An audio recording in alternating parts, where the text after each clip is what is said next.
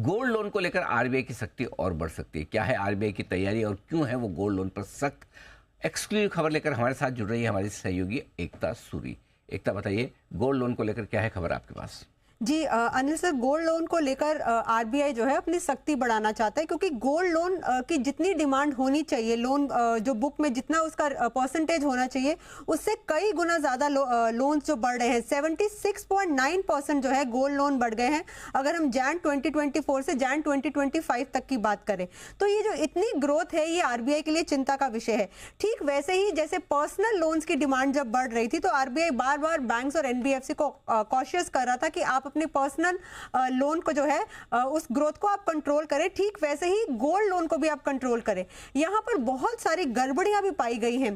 जैसे loan to value ratio जो है, ये सिर्फ 75% तक अलाउड है, लेकिन बैंक्स और एनबीएफसी कई क्या कर रहे हैं कि 75% से ज्यादा तक का जो है वो लोन दे रहे हैं। अगर 100 रुपया कीमत है गोल्ड की, तो सिर्फ आप 75 रुपए तक का लोन दे सकते हैं, लेकिन वो इस लिमिट को भी क्रॉस कर रहे हैं। आज गोल्ड की कीमत ज्यादा है, अगर कल को गोल्ड की कीमत गिर गई तो एनपीए जो है वो बढ़ सकता है। बैंक्स क्योंकि सिक्योर्ड लोन है, इसलिए निश्चिंत होकर जो है लोन पे लोन दे रहे हैं। और यहां पर दूसरी गड़बड़ी जो देखी गई है, जो कि एक चिंता का विषय है, एवरग्रीनिंग। एक ही लोन को किसी ना किसी तरीके से घुमा फिराकर इंसान अपना लोन पे नहीं कर पा रहा, उसी को दोबारा रिन्यू किया जा रहा है। फिर तीसरा ये कि अगर कोई फिनटेक कंपनी की सहायता ले रहे हैं, तो फिनटेक कंपनी किस तरह से गोल्ड की वैल्यू दे रही है उसको चेक नहीं किया जा रहा। बैंकिंग कॉरेस्पॉन्डेंट जो है वो गोल्ड लोन जो है गोल्ड कस्टमर से ले रहे हैं, फिर जाकर बैंक में जमा करवा रहे हैं। उस दौरान वो किस तरह की गड़बड़ी कर सकते हैं, ये बैंक्स और एनबीएफसीज नहीं देख रहे। तो यहाँ पर बहुत सारे इश्यूज हैं जो आरबीआई के लिए एक चिंता का विषय है। इसलिए अब इस तरह के रूल्स की बात की जा रही है कि सबसे पहले तो ये चेक किया जाए कि जो लोन ले रहा है गोल्ड को गिरवी रख के, क्या वो लोन उसका है, क्या वो उस लोन का मालिक है। दूसरा ये कि जो भी बैंक्स जो ढील बरत रहे हैं वो पूरी तरह से सख्त हो जाएं अपने, भले ही वो फिनटेक थर्ड पार्टी का इस्तेमाल कर रहे हैं या बैंकिंग कॉरेस्पॉन्डेंट का इस्तेमाल कर रहे हैं। तो ऐसे बहुत सारे जो हैं सही तरीके से लोन देने वाली जो चीजें हैं वो गड़बड़ियां पाई गई है, और कस्टमर्स का भी यहाँ नुकसान है। आरबीआई ने यह भी देखा है कि जो रूल्स एंड रेगुलेशंस और टर्म्स एंड कंडीशंस जो हैं, जो कस्टमर्स को सही तरीके से समझाए जाने चाहिए, वो भी नहीं बैंक समझा पा रहे हैं, कई एनबीएफसीज भी नहीं समझा पा रहे हैं। तो यहाँ कस्टमर्स का भी लॉस होता देख रहे हैं। तो एक पूरे इकोसिस्टम में गड़बड़ियों को रोकने के लिए जो गोल्ड लोन पर है, आरबीआई जो है वो सख्ती बढ़ा सकता है। गोल्ड लोन में जो अनियमितताओं को देखते हुए आरबीआई की तरफ से मामला टाइट करने के लिए कुछ एनबीएफसी पे उन्होंने एक्शन तो लिया है, राइट? जी, उनके चेकिंग भी कुछ पे टेम्परेरी रोक भी लगाया है, आईएफएल फाइनेंस वगैरह पे इन पे हुआ भी है। अब ये क्या बैंक्स एनबीएफसी दोनों पर, बैंक्स और एनबीएफसी दोनों पर, क्योंकि कई बैंक्स भी जो हैं वो फिनटेक्स का सहारा ले रहे हैं या फिर बैंकिंग कॉरेस्पॉन्डेंट्स का सहारा ले रहे हैं।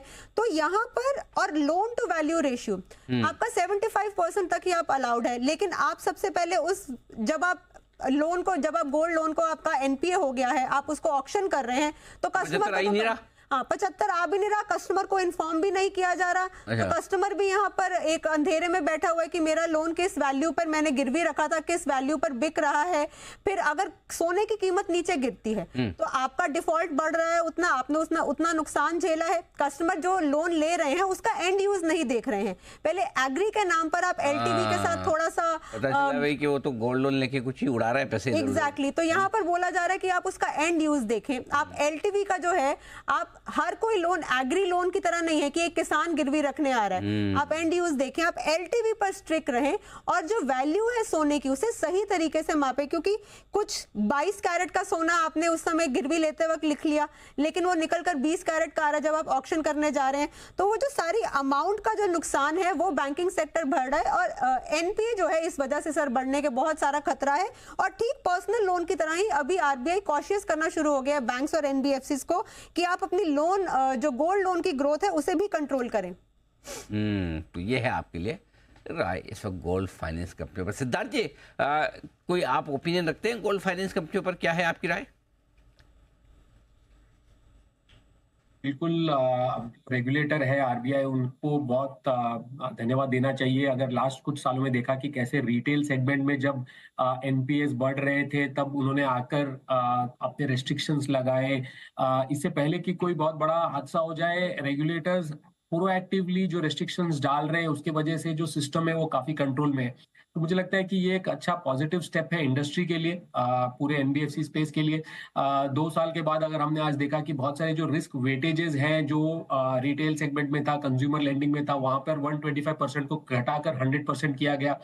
तो जब ये कंट्रोल में आ जाएगा तब रिस्क वेटेज जो है और ये जो रेस्ट्रिक्शन है ये कम किए जाएंगे। तो हमें लगता है कि अगर कुछ बैंक्स और एनबीएफसीज ये अगर कर रहे हैं जो लिमिट से ज्यादा लोन दे रहे हैं, तो ये डेफिनेटली एक रिस्क टेकिंग है एनवायरनमेंट। जबकि स्पेशली अगर अगर आप देखें तो इकोनॉमिक स्लोडाउन में एनपीएस का रिस्क बढ़ जाता है।